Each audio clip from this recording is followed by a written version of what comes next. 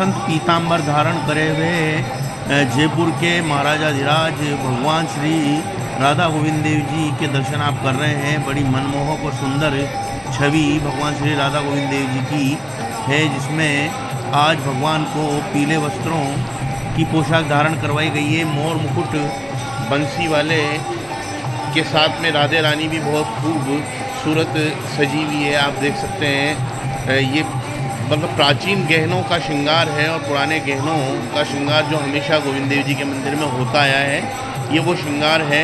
और लगभग ये 300 साल पुराना इतिहास गोविंद देव जी के मंदिर का है और यहाँ पर भगवान के मनमोहक सुंदर दर्शन हमेशा होते हैं अलग अलग झांकियों में।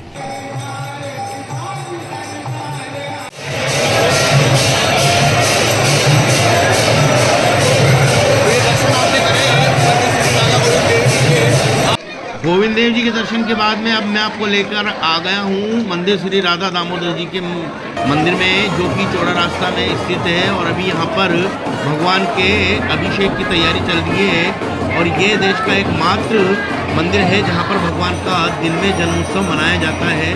अभिषेक की तैयारी से पहले सभी तरीके के द्रव्य, औषधीय द्रव्य, फलों के रस और पंचामृत के लिए दही, दूध, घी, शक्कर और शहद ये इकट्ठा किया जाता है। लगभग 500 लीटर से ज़्यादा यहाँ पर दूध भक्तों द्वारा इकट्ठा किया जाता है, जिसमें दही, बूरा और शहद मिलाकर पंचामृत बनाया जाता है। और पंचामृत बनाने के बाद में भगवान का अभिषेक किया जाता है। लेकिन अभिषेक से पहले यहाँ पर एक प्रक्रिया और होती है, जो यहाँ के महंत द्वारा भगवान के सामने संकल्प लिया जाता है। संकल्प लेकर ही भगवान श्री राधा दामोदर जी का अभिषेक महंत द्वारा किया जाता है। और ये देश का एकमात्र ऐसा मंदिर है जहाँ पर भगवान का जन्मोत्सव दिन में 12 बजे मनाया जाता है। यानी कि भगवान श्री कृष्ण का जन्मोत्सव दिन में 12 बजे यहाँ पर मनाया जाता है। मंदिर में भगवान की प्रतिमा को गर्भगृह से बाहर लाकर जो जगमोहन में रखी जाती है और यहाँ पर भगवान के दर्शन सभी भक्तों को करवाए जाते हैं। अभिषेक की विशेष बात यह है कि गर्भगृह से बाहर लाई गई भगवान राधा दामोदर की मूर्ति में भगवान सिर्फ दामोदर ही मौजूद रहते हैं। बाकी राधा जी की मूर्ति को गर्भगृह के अंदर ही रखा जाता है। यानी कि कृष्ण भगवान के साथ में राधा जी का अभिषेक साथ में नहीं किया जाता है, केवल भगवान का ही अभिषेक किया जाता है। यहाँ पर आप देख रहे हैं महंत द्वारा पंचामृत से भगवान का अभिषेक किया जा रहा है। और विशेष बात ये रहती है कि भगवान के जो सखा मंडल हैं, यानी कि उनके जो मित्र हैं, बाल सखा जो हैं भगवान कृष्ण के, वो भी इस मंदिर में मौजूद हैं और उनका भी अभिषेक भगवान राधा दामोदर के बाद में मतलब किया जाता है। यानी कि पहले भगवान श्री राधा दामोदर का अभिषेक किया जाता है और उसके पश्चात जो उनके सखा मंडल हैं, उनके मित्र मंडली है, वो भी यहाँ पर विराजमान है। और ये सभी ठाकुर वृंदावन से यहाँ जयपुर में लाए गए हैं। यानी कि भगवान श्री राधा गोविंद देव जी वृंदावन से लाए गए ठाकुर जी हैं, गोपीनाथ जी, राधा दामोदर जी, और जो गोपीनाथ जी हैं पुरानी बस्ती, जयपुर के पुरानी बस्ती इलाके में गोपीनाथ जी हैं, वो भी वृंदावन से लाए गए हैं।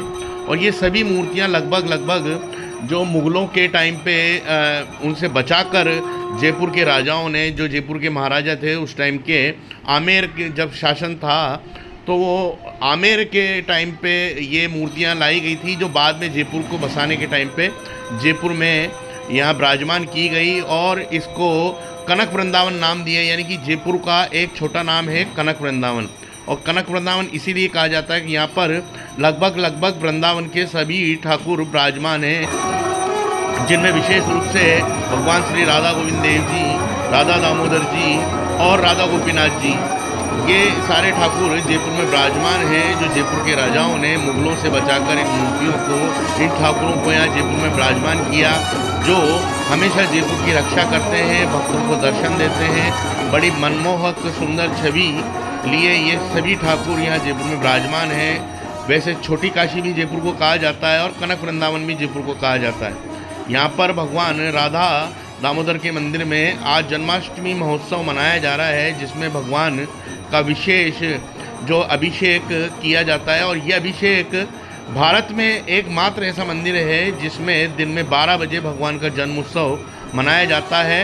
और दिन में 12 बजे ही सारी प्रक्रियाएं जो प्राकट्य उत्सव में की जाती हैं वो दिन में 12 बजे ही की जाती हैं। यानी कि अभिषेक से लेके भगवान के श्रृंगार दर्शन तक सारी प्रक्रियाएं आज दिन में 12 बजे ही पूरी कर ली जाती हैं।